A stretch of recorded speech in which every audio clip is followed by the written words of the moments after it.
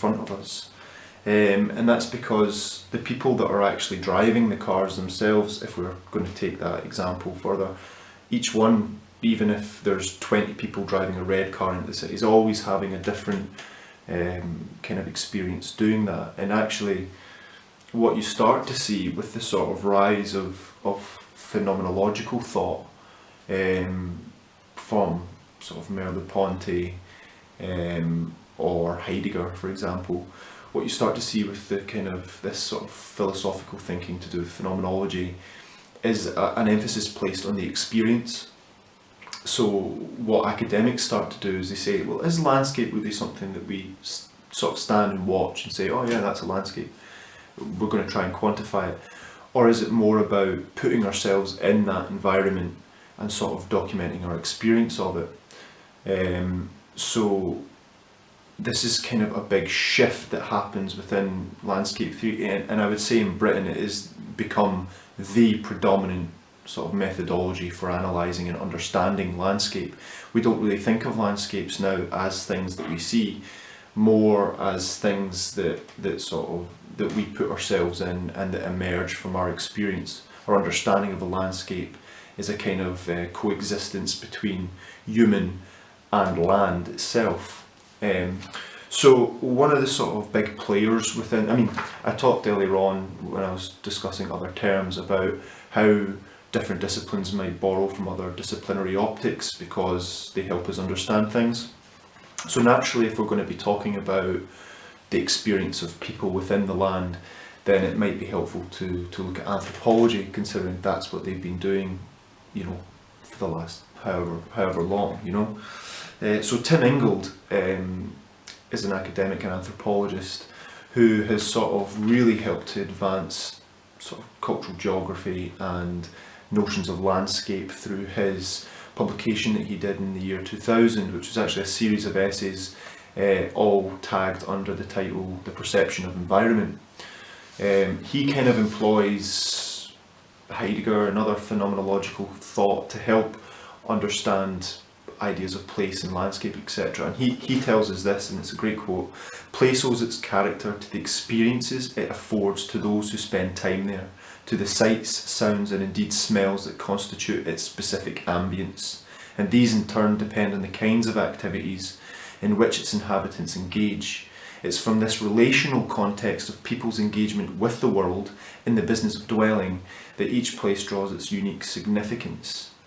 You see, so that places a far greater emphasis on how we as individuals may come to gain a relationship with the land as we're in it, as we experience it. His sort of methodology, he talks about dwelling and sort of being in a place and sort of living there. So kind of places great emphasis on the experts of those who sort of live and work and travel in the land, as opposed to a far off distant field worker, for example, some cultural geographer who's going to travel to this landscape and watch it and document it as it unfolds in front of them.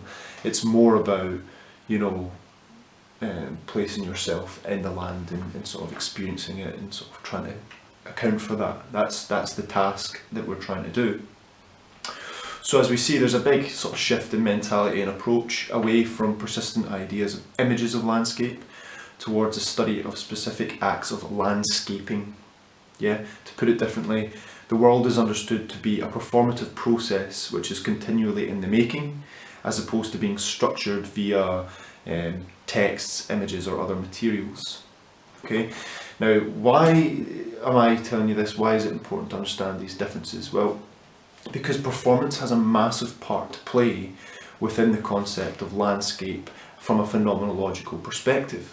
Because performance offers a central conceptual focus for it, yeah, for exploring and investigating meanings of relationships with people and landscape, yeah, because from a phenomenological perspective, our very understanding of landscape emerges out of an analysis of the performances that happen there. And that doesn't mean performances necessarily in a theatrical sense, but performances in a more anthropological sense, the performance of the humankind or performance of animals, performance in a more general sense.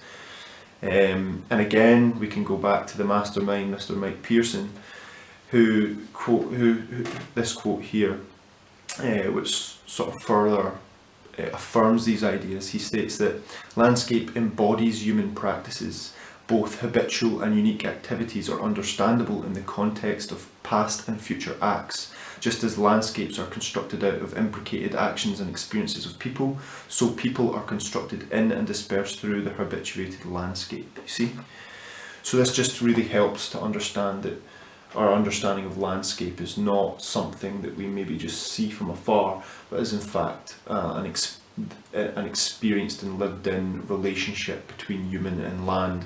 And that further goes on though, if you're sort of more developed thought moves past just the sort of privilege of the human experience, and there's sort of a lot of writing as well about animal experiences and other kinds of interaction, perceptions of clouds and all these different sorts of things.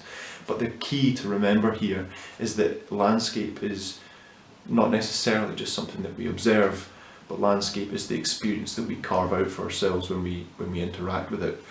And this has maybe quite interesting implications for theatre makers, really, when we consider what kinds of landscape our performances help to make. Are we working with the kind of predominant understanding of landscape as it is experienced there, or are we working against it? Does this understanding of the term really help us in our work, in our practice? Can we use it to help further ideas on how we make performance work in relation to place? I think it's a really interesting thing. Anyway, I thought I'd just give landscape a whole video to itself, basically, because I think it's a really interesting concept.